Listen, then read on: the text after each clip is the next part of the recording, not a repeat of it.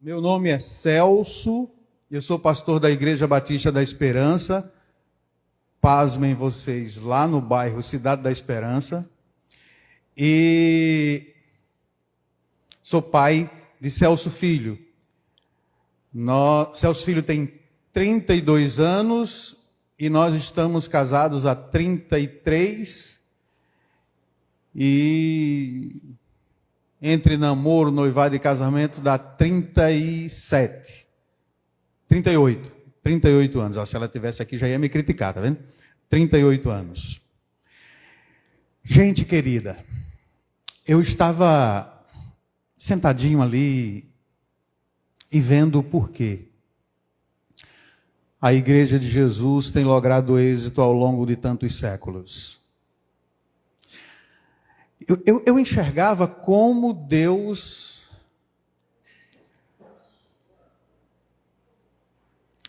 traz ânimo à nossa vida através de pessoas que Ele separa, comissiona para ministrar a nossa vida. Olha, minha irmã querida,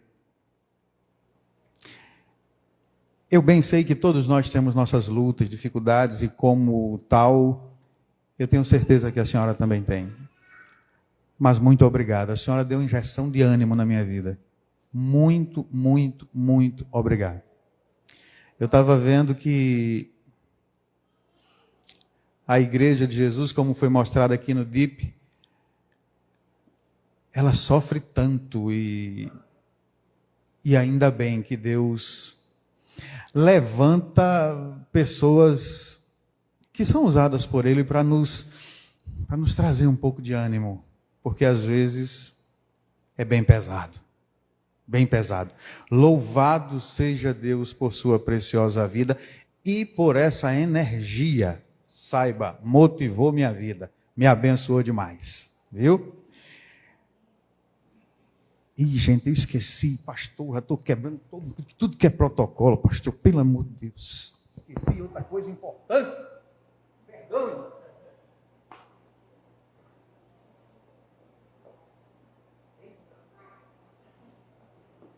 Pastor, você não viu isso, não? Você não viu isso não está no escrito.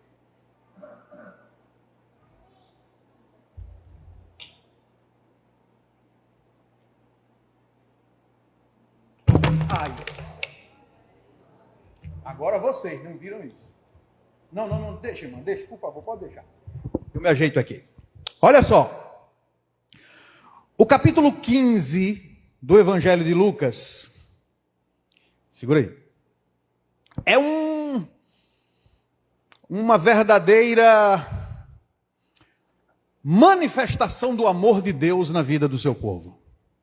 O capítulo 15 do Evangelho de Lucas vai começar mostrando para nós a ação de Deus que se figura a partir de um pastor que vê uma ovelha sendo lançada ao precipício e ele então, figurando o Senhor, ele busca essa ovelha até encontrar. Capítulo 15 de Lucas vai mostrar que uma senhora, uma mulher da vida de Israel, ela perde algo que a ela era muito valioso, que era muito, muito significativo. Tinha um valor por demais significativo. E ela, figurando o Deus de Israel, busca essa moeda que a ela, repito, insisto, tinha um valor por demais significativo. E ela busca, e é importante que se entenda, ela não busca apenas enquanto os seus olhos, não, ela busca até encontrar. Depois nós vamos perceber o capítulo 15 de Lucas nos mostrando uma parábola extraordinariamente rica em suas figuras. Um filho que inapropriadamente, deseja que o pai morra, para que ele possa, muito precipitadamente, fazer uso daquilo que era sua herança. Pastor, mas de onde é que o senhor tirou que o filho queria que o pai... Quando ele diz, pai, dá-me a minha parte. Do ponto de vista das intenções, ele queria ir adiante no que diz respeito às suas herdades, e para tanto ele precisava da herança, e a herança era absolutamente comum que essa chegasse depois da morte do pai. Então, do ponto de vista das intenções, ele não está nem aí para que o pai permaneça vivo. Ele, na verdade, quer a herança dele, mesmo que para isso o pai tivesse que desaparecer. Claro que isso é uma inferência. E aí, esse capítulo, que mostra para a gente uma manifestação extremamente plausível do amor de Deus, esse amor que busca, até encontrar. Esse capítulo vai falar conosco, e eu queria muito que você abrisse sua Bíblia para Lucas capítulo 15. Lucas capítulo 15.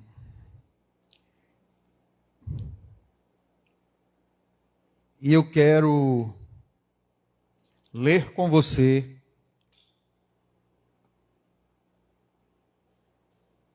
consegui, sem derramar.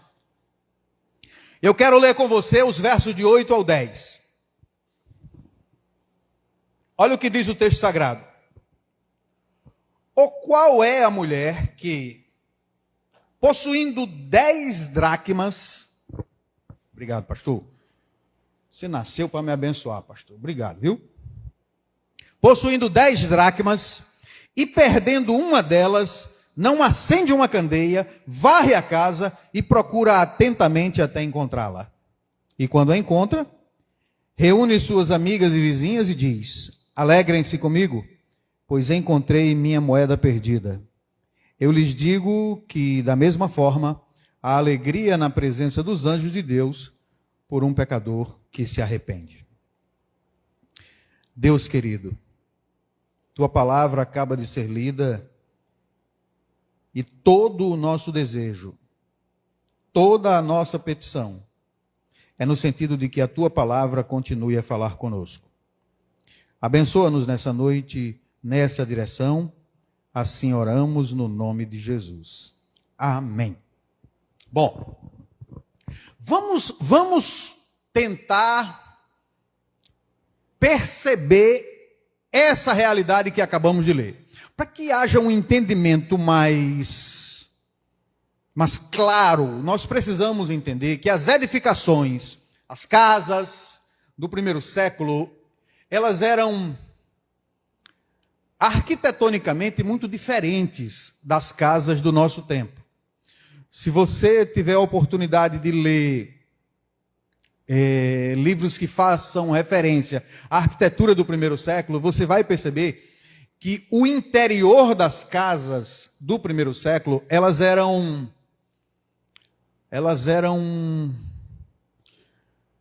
escuras.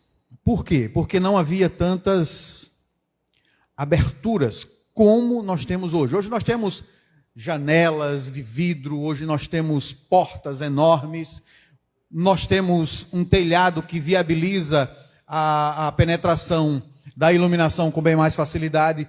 Hoje a arquitetura promoveu uma realidade onde o interior de nossas edificações são bem mais claras, bem mais perceptíveis ao olho nu. Mas no primeiro século, não. O primeiro século, ele se notabilizava do ponto de vista da arquitetura por casas com entradas e saídas muito limitadas, com aberturas de janelas muito limitadas. E isso, então, gerava uma penumbra no interior das casas.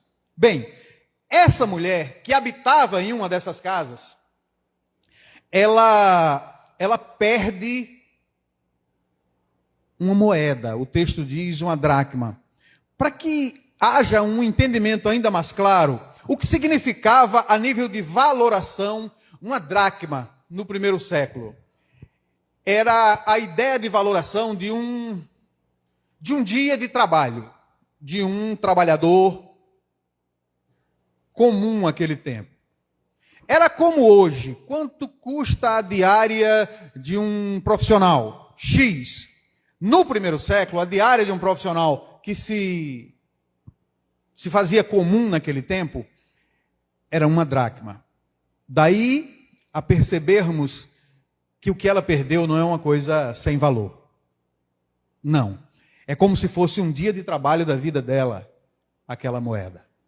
E ela, ao perder essa moeda, ela busca essa moeda que tem uma valoração muito grande para ela. E daí eu quero pensar junto com você, eu quero discutir, entre aspas, com você, aplicações e lições que nós vamos extrair desse texto para a nossa história. Tá certo? É importante que haja o seguinte entendimento. Esse texto não foi escrito para mim e para você. Esse texto foi escrito para a audiência particular dele, para os destinatários originais do autor bíblico. Agora, esse texto fala atemporalmente conosco por meio das suas lições, dos seus princípios e dos seus valores. Então, qual a ideia central que esse texto vai trazer para mim e para você? Buscando valores que se perderam dentro de casa. Buscar coisas que são valiosas para nós e que tantas vezes se perdem dentro de nossas casas. E aí, antes de entrar propriamente, eu quero já pedir a você que não me entenda mal. Eu vou fazer referência a várias situações que acontecem dentro das nossas casas, mas eu não estou falando com nenhum de vocês, porque na verdade eu não conheço a realidade da vida de vocês. Então nós vamos crescer por meio de princípios, de lições, na abordagem desse texto. Então veja só, ela perde algo que tem valor. E qual é o primeiro exercício que ela vai fazer? Qual é o primeiro mover, o primeiro movimento que ela vai fazer na busca daquilo que tinha valor para ela? O texto claramente nos mostra. Ela fez o quê? Ela acendeu uma candeia. De maneira mais clara, ela acendeu a luz. Claro que a luz de que eu falo não é essa. Todos nós sabemos, eu acredito, não preciso explicar. Ela trouxe claridade para dentro daquele ambiente que tinha penumbra, que tinha escuridão. Por quê? Porque o que ela perdeu tinha valor, o que ela perdeu era importante, o que ela perdeu não podia, ela não podia abrir mão daquilo, então ela vai na busca e para encontrar aquilo, o que ela faz? Ela traz claridade para dentro de casa. Entendeu? Pastor, esse interruptor aqui é daqui? Tem certeza, pastor? O daqui é onde? É lá fora. Bom, imagine que você... Pronto. O outro. Aí tu joga uma moeda, imagina que isso aqui está escuro, como é que eu vou encontrar assim? Não. Tu tem que trazer... Acenda aí, pastor. Tu tem que trazer... Olha, mudou a realidade. Tantas vezes, no nosso dia a dia, no ambiente de nossas famílias, valores estão meio que se perdendo. E o pior é que nós, tantas vezes, não atentamos que na atitude tal, que na circunstância X, valores estão se perdendo. Não atentamos e não nos lançamos na busca de ver esses valores que estão indo embora. Valores que são caros para o povo de Deus. e que a pós-modernidade, que esse novo ambiente que foi criado nos últimos 20, 30 anos, tem feito simplesmente com que esses valores dentro de nossas casas simplesmente comecem a desaparecer. Pastor, de que valores o senhor está falando? O valor da honra aos nossos pais. Esse é um dos valores que ao longo desses anos que nós podemos chamar de pós-modernidade, tem meio que se perdido dentro de nossas casas. E tantas vezes nós não percebemos que esses valores estão simplesmente desaparecendo. É como se a honra ao nosso pai e à nossa mãe fosse algo que nós podemos muito bem, muito pacificamente, muito tranquilamente viver sem eles. E nessa noite eu penso que esse texto me leva a raciocinar a respeito da importância de buscar esses valores que simplesmente vão se perdendo. E como é que eu vou buscar? Eu percebo que eu posso me utilizar de uma figura para expressar algo que traga vislumbres do movimento que ela fez. Como assim, pastor? Como é que eu posso trazer claridade espiritual para dentro da minha casa? Como é que eu posso trazer claridade do ponto de vista espiritual, a fim de que esses valores não se percam simplesmente e eu os ignore? Eu penso que a luz que nós acendemos dentro de nossas casas é essa. Eu penso que nós precisamos abrir as nossas Bíblias no nosso dia a dia. É óbvio que eu não estou falando de abrir a Bíblia por abrir, não é? E deixar lá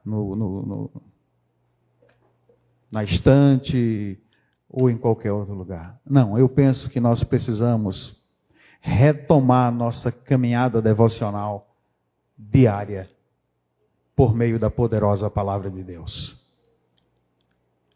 Ah, pastor, mas o senhor não sabe como é que é minha filha, pastor. Minha filha é um problema. Pastor, o senhor não sabe como é que é meu filho é um problema. Quando foi a última vez que esse menino ou essa menina sentou ao redor da mesa para ser ministrado pela poderosa palavra de Deus? Quando foi a última vez que essa candeia foi aberta pelo sacerdote do lar? Quando foi a última vez que esse pai discipulador pegou sua filha e disse: filha querida, senta aqui, filha querida, vamos nos alimentar dessa palavra? Pastor, pelo amor de Deus, o senhor está vivendo em que século? Bom, no 21. Mas nem por isso se justifica o pai abrir mão de seu sacerdócio. Pior, o pai transferir a responsabilidade de sacerdote do lar para sua esposa. Ei, pastor, peraí, o senhor está com discriminação? O senhor está querendo dizer que a esposa não é sacerdotisa? Não foi isso que eu disse. Eu disse que Deus comissionou a esse cidadão que está falando para vocês para ser o sacerdote da minha casa. Então, aos 32 anos, se o meu filho representa um escândalo para o meu sacerdócio, provavelmente o meu sacerdócio não foi desenvolvido da maneira acertada. E se não foi, está na hora de quê? De parar, chamar meu filho de 32 anos e dizer: filho, me perdoe. Eu não fui o sacerdote que devia ter sido. Eu não fui o seu mestre, o seu discipulador. Valores estão se perdendo dentro de casa e a igreja cristã, nós, povo de Deus, estamos meio que alheios a esses valores. Eu não estou falando de coisas aleatórias, não, estou falando de valores dentro de nossa casa. Então, valores como o exemplo. Gente querida, a maior e mais extraordinária forma de ensino ainda é o exemplo. E entendam em nome de Jesus que eu não estou falando de perfeição, não, claro que não. Mas o exemplo. Existe inclusive uma figura que roda na internet, eu acredito todos já viram. Eu acho que é uma senhora com uma lata de água na cabeça e uma criancinha com um baldezinho. E o texto dizendo, não sei o quê, mas o exemplo arrasta. A maneira mais eficaz de criar nossos filhos, de conviver com nossa esposa, de conviver com o marido, nunca deixou de ser o exemplo. Eu já vi situações nesses tantos anos de pastorado, eu já vi situações em que chegam para mim um pai e diz: pastor, meu filho não quer nada com a igreja, pastor. Meu filho não quer nada com a igreja. Ele tá. E pela afinidade de tantos anos caminhando com aquela família, pela graça de Deus, hoje eu pastoreio a Igreja Batista da Esperança há 16 anos. Então eu olho para aquele homem e eu pergunto assim: meu irmão querido, quantas vezes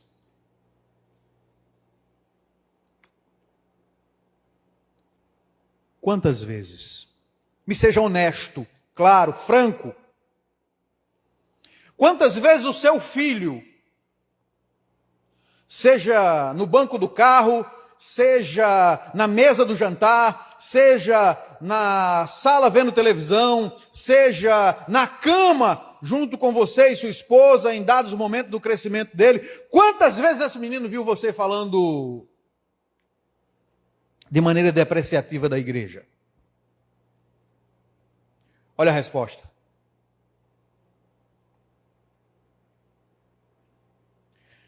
Quantas vezes essa criança viu no carro, no jantar, no almoço, ou seja onde for, você falando de maneira depreciativa de outros irmãos? Quantas vezes essa criança viu, ouviu você na mesa do jantar, na sala de televisão, no carro, você falando mal de pastores? Aí eu pergunto para você, meu irmão querido, existe alguma atração para que esse jovem viva nessa igreja que ele cresceu ouvindo questões tão danosas a respeito dela? Será que eu posso imaginar que o dia a dia dessa família foi um dia a dia clarificado pela iluminação espiritual que a palavra de Deus promove e produz? Não. Então eu tive, acredito eu, coragem de dizer para ele: irmão querido, é hora de você sentar com seu filho e pedir perdão a ele. Pedir perdão pelo exemplo que você não foi. Existem problemas na igreja? Claro, claro. Se você conhecer, meu irmão, alguma igreja que não tenha nenhum problema, você, pelo amor de Deus, me informe, para que eu nunca vá nessa igreja. Porque se eu for, vai começar a ter problema. Porque eu sou pecador desgraçado, quando tem pecado. Pasmem vocês, eu passei 2 minutos ali com o pastor Francinilson ministrando na minha vida, e eu dizendo, meu irmão, pense, aquele caba não vale nada. Olha, aí depois disse, meu Deus, o que é que eu estou dizendo? Eu não presto. É simplesmente a graça de Deus que me mantém na caminhada, mas eu mesmo, a velha natureza permanece aqui, você está entendendo? Permanece aqui. Ou eu trago claridade espiritual para dentro dessa casa, ou então a penumbra vai permanecer de tal forma que o exemplo que eu vou oferecer como sacerdote da minha casa vai ser um exemplo terrível. Terrível. Então, o primeiro movimento que essa mulher vai fazer na busca de encontrar aquilo que a ela tem uma valoração profundamente significativa, é como se fosse um dia de trabalho da vida dela, o primeiro grande mover é acender a candeia. Ela acende, ela traz claridade. Há um segundo movimento que ela vai fazer. E aí o texto diz que ela varre a casa. Bem, eu acredito que todos nós, de alguma forma, não temos dificuldade de perceber isso. Ela estava procurando uma moeda, e aí ela, acendeu a luz e procurou, mas ela percebeu algo por demais significativo, que a meu juízo vai ser uma lição importante para a minha vida e para a sua vida. O que é que ela fez? Ela se move na direção de fazer algo que eu e você precisamos fazer muito. O que, pastor? Imagine que isso aqui é uma vassoura. E né? Mas, para que eu possa varrer aqui,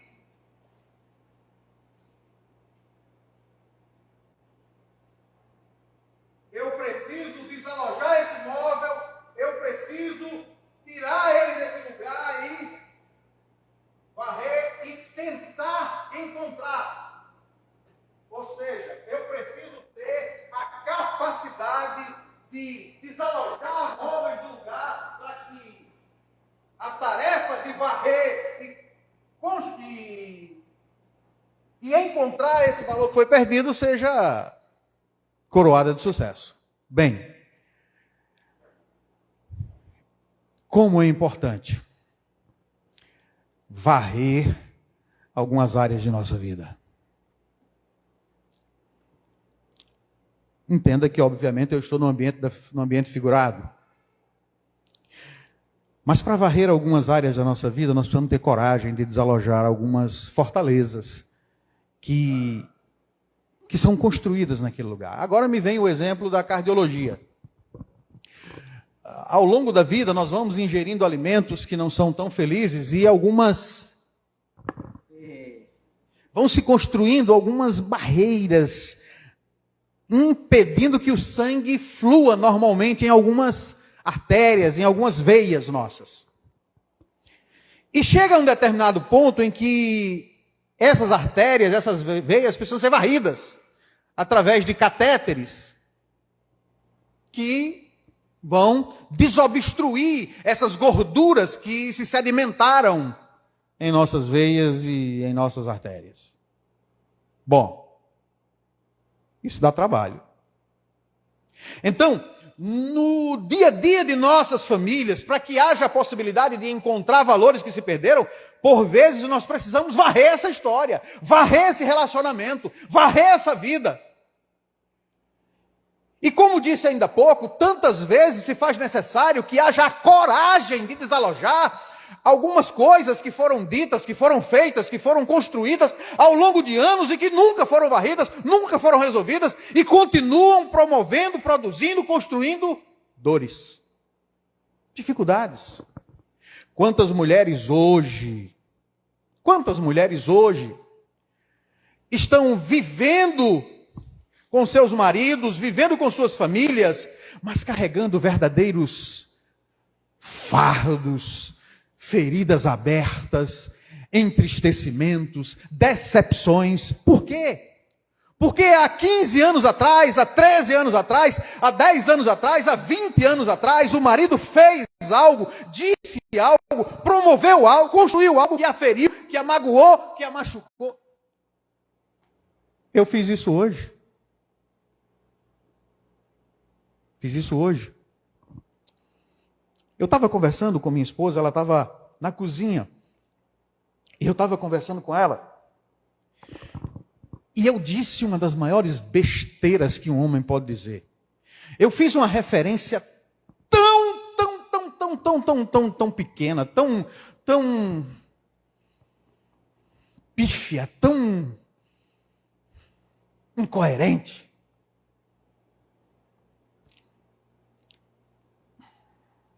Eu preciso me proteger, porque quando eu disser isso, alguém vai jogar uma pedra em mim. Eu falei para ela assim, as coisas estão muito difíceis, né, minha filha? E minha mulher é um encanto de pessoa, minha mulher é o maior presente que Deus, isso fez com que o que eu disse ficasse pior ainda. Está tudo muito difícil, minha filha. Eu olho para um lado, olho para outro, as lutas são muito grandes. Poxa, minha caminhada está muito pesada. Eu fico pensando que se eu fosse só, eu acho que ficava mais fácil para eu... Meu Deus do céu, meu Deus do céu. A minha mulher fez ela me deu a pior punição que alguém pode dar. Porque quem conhece minha mulher sabe, ela é um amor de gente. Sabe o que ela fez? Ela estava na pia. Faz de conta que isso aqui é a pia. Ela fez. Ó, presta atenção, ela fez assim, ó. Estava fazendo as coisas assim, ela fez.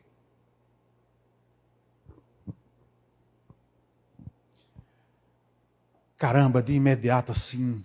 Você sabe o que é um calor, interiormente falando assim.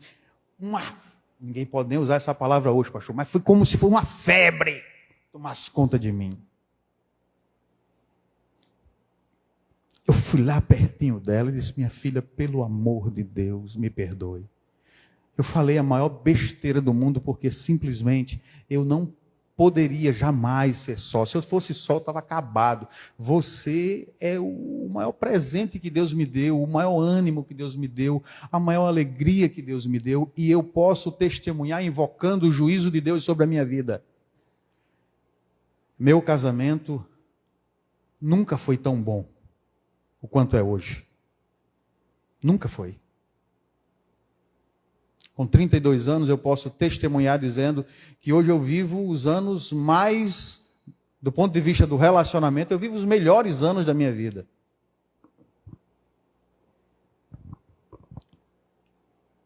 E eu precisei ter coragem para sair do meu lugar e desalojar aquela carga terrível que eu joguei em cima dela. Eu precisei ter coragem para varrer aquela sujeira que eu joguei.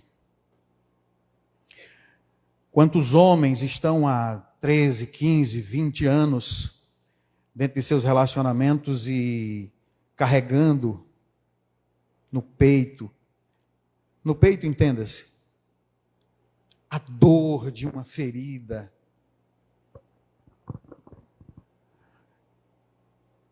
Irmãos, eu entendo que Deus hoje nos chama, e é óbvio que eu não estou dizendo que todos vocês têm essa realidade, mas eu acredito que aqueles a quem essa palavra está chegando como atuação do Espírito Santo, eu acredito que nós precisamos ter coragem para varrer as nossas vidas, os nossos relacionamentos e desalojar algumas sujeiras que trazem dor para os nossos cônjuges. Mas existem filhos que carregam entristecimentos, dores, por palavras ditas, por violência, ou por tantas outras coisas, e nós precisamos ter a coragem de chamar os nossos filhos e pedir perdão. Quantos pais estão vivendo, mas chorando, sofrendo, porque não se percebem compreendidos pelos filhos. Ao invés disso, se percebem sendo violentados pelos filhos pela falta de respeito e tantas outras coisas. Então eu vejo que o movimento que ela produziu propicia lições, princípios que nos são significativos. Significativos. Há um terceiro movimento que ela faz e que o texto vai nos ensinar também. Primeiro ela acendeu a candeia, depois ela varreu a casa e depois então ela procura atentamente. Eu acho que em algumas versões procura diligentemente.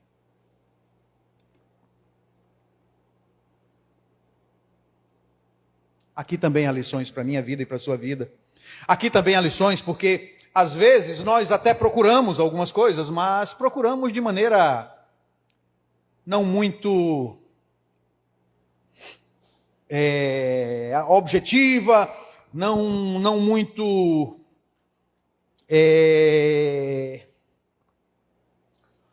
com cuidado devido. Às vezes não, às vezes a gente até olha, até procura, mas isso vai dar muito trabalho, esse menino fala muita coisa. Tipo assim, você já viu aquela coisa da criancinha? Chega assim, perto da mamãe, e a mamãe pega ele assim, e a criancinha faz pá! No rosto da mamãe. Aí a gente fala assim, mãe, que bonitinho, menino, bonitinho.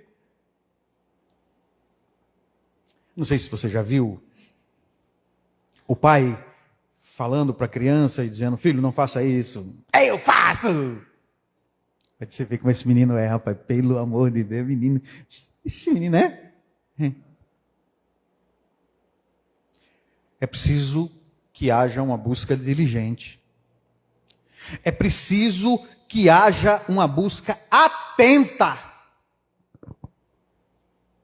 Seja na criação dos nossos filhos, seja no dia a dia de nossas famílias, nós não podemos abrir mão de procurar aquilo que é valor para a família de maneira atenta, de maneira diligente. Irmãos, se não queremos chorar amanhã, nós precisamos estar atentos hoje. Meu filho tinha 15 anos. Nós morávamos em um local que na frente tinha uma granja. Tem uma granja bem grande. E o caseiro da granja tinha 3 filhos que brincavam muito com o meu filho. Nós morávamos na frente da granja. E aí, lá na granja tem um pé de cajarana. Eu acredito que todo mundo aqui sabe, né? Aquele pé de cajarana, aquela frutinha amarelinha, docinha, legal. Aí meu filho chegou para mim e falou assim, pai, 15 anos, pai, os meninos vão dormir lá embaixo da cajarana, pai. Pai, deixa eu dormir lá com os meninos, vai ser tão bom. Naquele ínterim, eu pensei o seguinte, isso é importante para ele, cara. O cara é adolescente, está naquela brincadeira toda com a galera lá, vai ser importante para ele, cara. Mas espera aí, esse menino tem 15 anos, os outros na mesma faixa etária, o que esses meninos vão fazer à noite lá? Será que tem droga nesse negócio? Será que tem coisas erradas nesse negócio? Bom, aí eu, falei para ele, filhão, tu vai dormir lá. Mas tu não acredita o que vai acontecer. O que, pai? Eu vou também. E tu vai ver, vocês vão dormir tudo primeiro do que eu. Porque eu vou vencer vocês tudinho. Buscar diligentemente. Buscar atentamente. Se não houver atenção hoje, provavelmente vamos chorar amanhã. E eu fui. Gente, foi uma noite muito complicada. Bom, era um tal de pegar areia e jogar na rede do outro. E nessa brincadeira jogaram areia na minha rede também. Foi um negócio sério. Foi muito complicado. Mas, no dia seguinte, eu estava com a consciência tranquila de que não o deixei. O meu filho estudou até o final do ensino médio em uma escola que fica em Petrópolis, no Auxiliadora. Então, quando ele era criança, eu sempre fui deixar ele. Quando ele ficou pré-adolescente, eu percebi que ele começou a querer ir só para a escola. É possível até que seja com vergonha do pai, né? O pai não é aquele cara com tantas posses, e os amigos dele, um bocado de gente top de linha, do ponto de vista financeiro. E aí eu sabia que aquilo tinha uma importância para ele. Mas, meus irmãos, quantas vezes eu me flagrava assim, na esquina, olhando ele ir para a aula. Porque eu pensava, será que não há ninguém no caminho com quem ele possa construir uma parceria negativa, perigosa? E eu ia. Quando ele dobrava, eu acho que algumas pessoas devem ter naquele tempo, você que bicho é doido, é? Que bicho leseira. Não me arrependo. Não me arrependo. Hoje eu estou, claro, meu filho não é perfeito, claro, meu filho é um pecador como eu, mas hoje eu estou entregando. Eu preciso muito que você entenda o que eu vou dizer agora. Eu estou entregando meu filho para a construção de uma nova célula familiar. Mas eu estou com a consciência tranquila. Meu filho pode vir a ser o cara mais errado do mundo, mas a minha consciência está tranquila. Eu discipulei meu filho, eu fiz o que precisava fazer, eu fiz o que era possível fazer. Então hoje, quando eu vejo meu filho aos 32 anos, começando, dando os passos significativos. Para que vocês tenham uma ideia, semana passada eu vivi um momento extremamente emocionante. Ele me levou no apartamento que ele está montando para casar. E eu me segurava demais naquele lugar para não chorar. E é possível que você diga que eu estou sendo bobo, mas eu precisava procurar atentamente, diligentemente, os valores que fariam dele um homem. E eu não tenho vergonha de dizer isso. Eu enfrentei uma depressão, pasmem vocês. Quando meu filho passou em um concurso e foi ser administrador da UFERSA em Caraúbas, eu fiquei um mês em casa, preocupado, mas estou sendo bobo. Gente, o maior valor que nós temos é a nossa família. Não podemos abrir mão disso, gente. Não podemos. E mesmo que o ambiente seja figurado, o que essa mulher faz naquele tempo, na busca de algo importante a ela, é uma lição significativa para a minha vida e para a sua vida hoje. Gente, o nosso bem maior, gente, o nosso maior valor, o que tem de mais importante para a minha vida, para a sua vida, do ponto de vista humano, é a sua família. Homem, em nome de Jesus, entenda, você que é homem, que está me escutando nessa hora, entenda. Não é os bens que você adquirir, não é, porque quando chegar a hora mais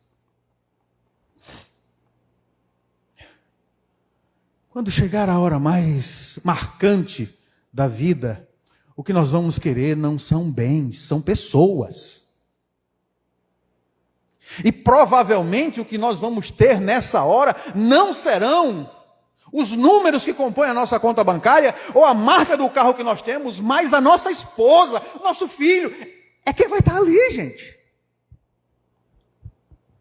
Por isso é fundamental que esse exercício seja construído, o exercício de buscar esses valores de maneira diligente, de maneira atenta, não ignorando, não deixando que os desvalores se construam dentro da nossa família e a gente... Esse menino tem jeito não, rapaz. Não, provavelmente é o nosso exemplo que não está ajudando na formação desse menino, dessa menina. Mas esse meu marido, eu não sei não, rapaz, tem jeito não. Pastor, e o que eu posso fazer para mudar esse homem, pastor? Sim, existem coisas que nós podemos fazer.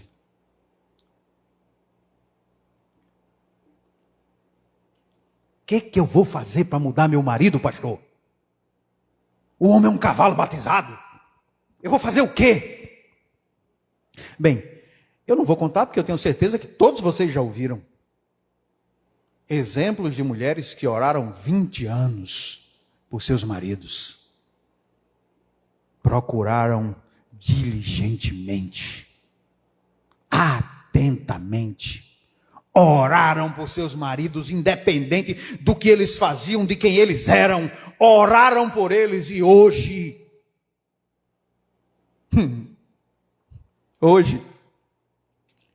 parece um cachorrinho vindo atrás da mulher assim, é uma figura, gente, pelo amor de Deus, pelo amor, pastor, me ajude, é uma figura, parece um cachorrinho vindo atrás da mulher para a igreja. O que eu posso fazer para mudar meu marido, pastor? Primeiro, oração. Oração. É ele não prestando e você orando. É ele fazendo ruindade e você orando. É ele sendo sem futuro e você orando. Primeiro ora. Depois, ganha ele pelo exemplo. Ganha ele pelo exemplo. Seja uma mulher idônea ao lado dele. Priorize ele. Espera aí, pastor. Não entenda que eu estou dizendo priorize no sentido de você ir fazer as coisas erradas que ele faz. Não. Mas faça com que ele se sinta prioridade.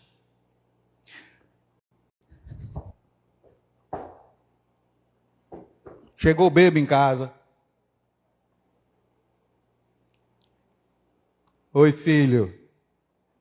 Olha a tua toalha para tu tomar aquele banho gostoso. Pastor, o senhor diz isso que o senhor não sabe o que é viver com um cara que chega bêbado em casa. Realmente eu não sei. Mas posso assegurar a você que o texto sagrado diz que o homem incrédulo é santificado por sua mulher.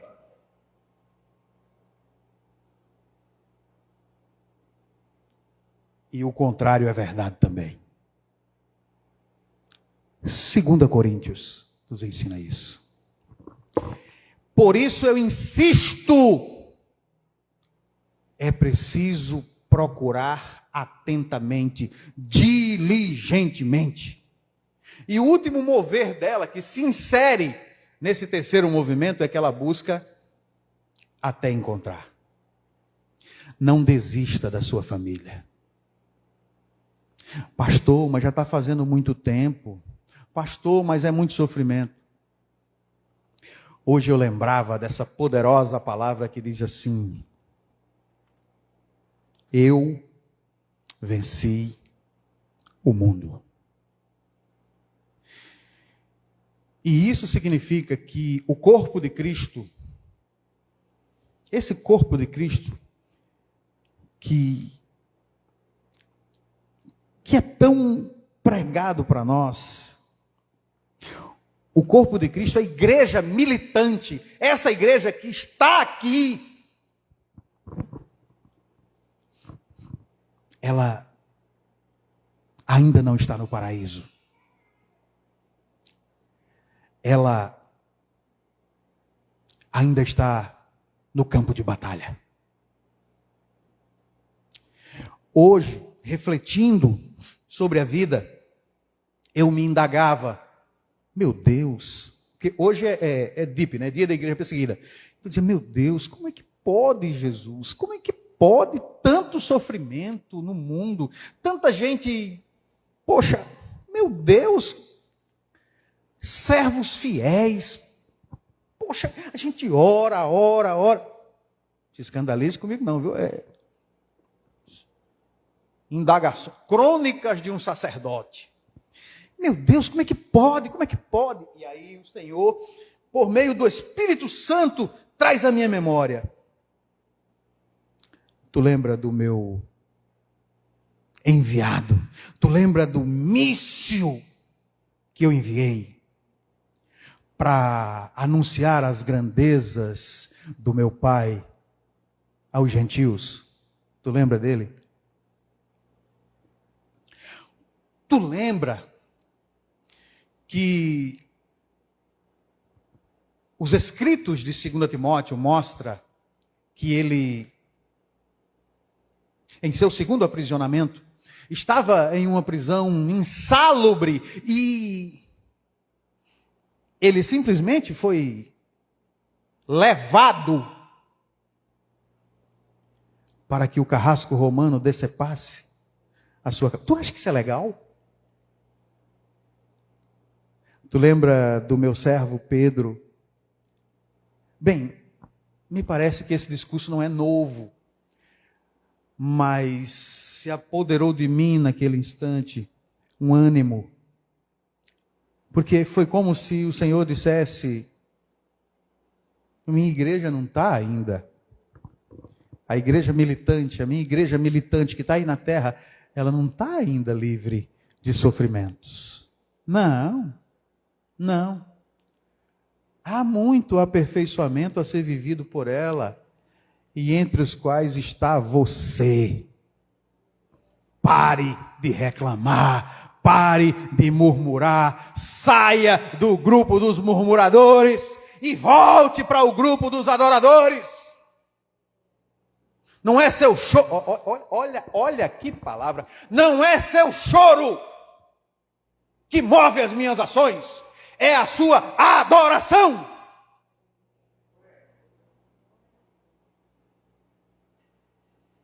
E eu fui me apequenando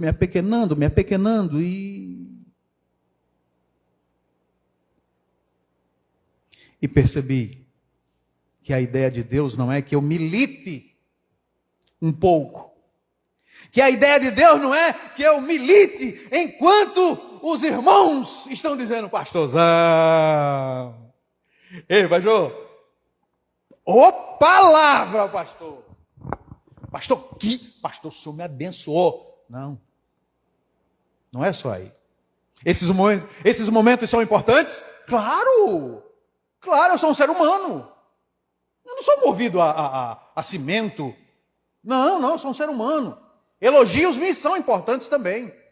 E está aqui uma palavra para nós que somos cristãos, irmãos, nós precisamos aprender a conviver com elogios.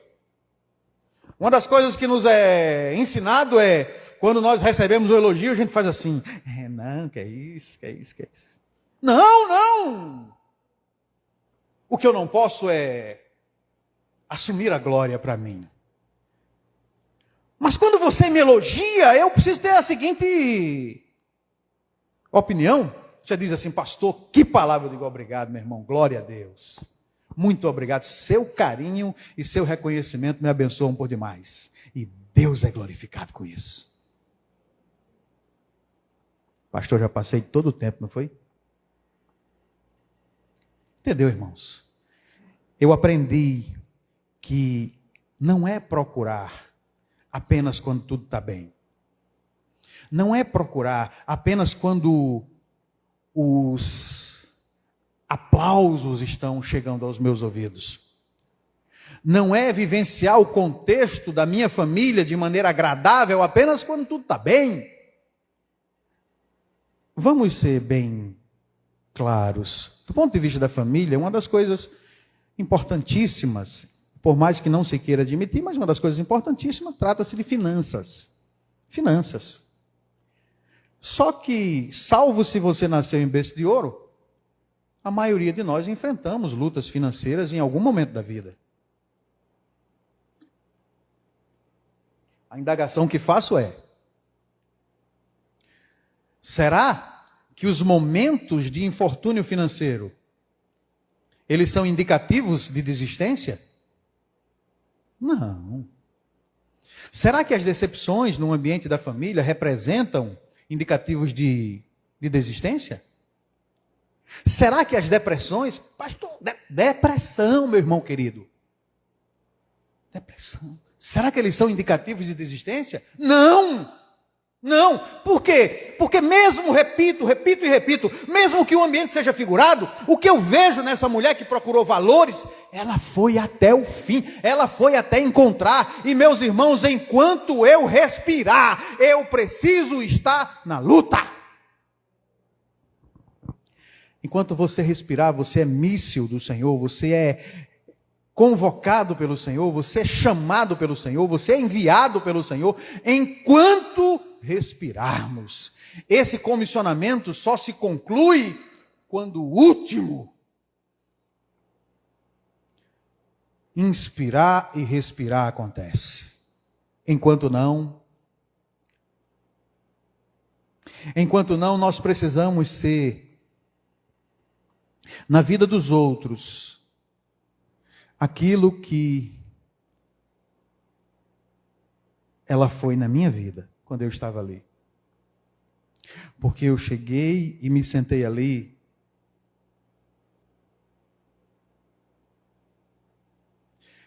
e ela foi instrumento de Deus para trazer um ânimo ao meu espírito, ao meu interior, à minha alma. E aqui eu estou falando de um ponto de vista tricotomista.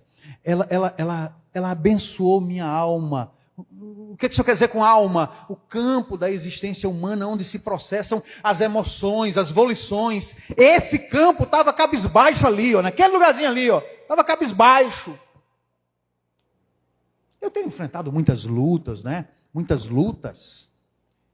Eu costumo dizer que ninguém pastoreia uma igreja só por muito tempo sem estar muito ferido, sem estar muito cheio de marcas.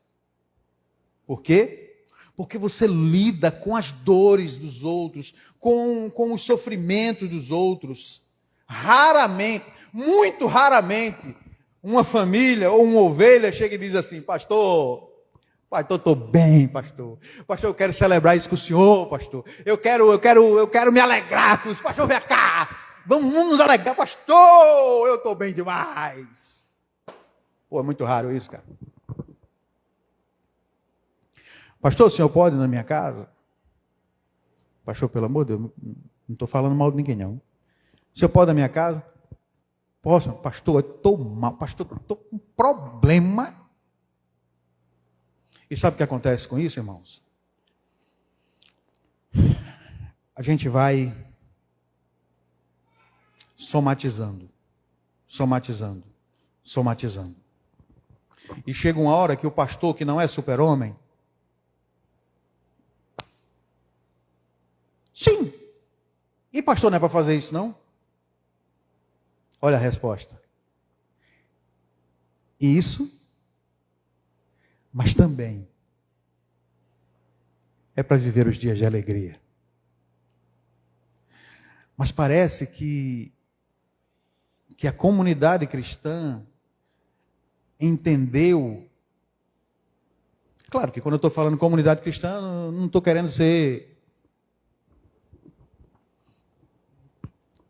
falar isso como uma lei. Não, claro, toda regra tem exceção.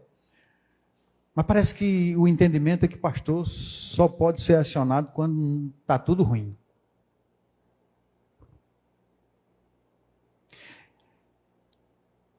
Irmãos, eu e você somos chamados a buscar esses valores, independente da área, até encontrar. E quando ela encontra, o que ela faz?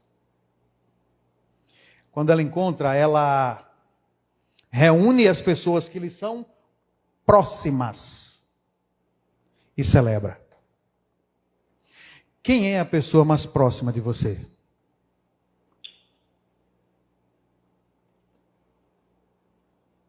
Provavelmente,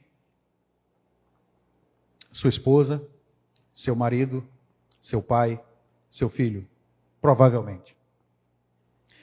Então, quando esses valores forem encontrados, quando as conquistas acontecerem, chame esses para celebrar. E lembre de uma coisa também, seu pastor é próximo. Chame ele para celebrar.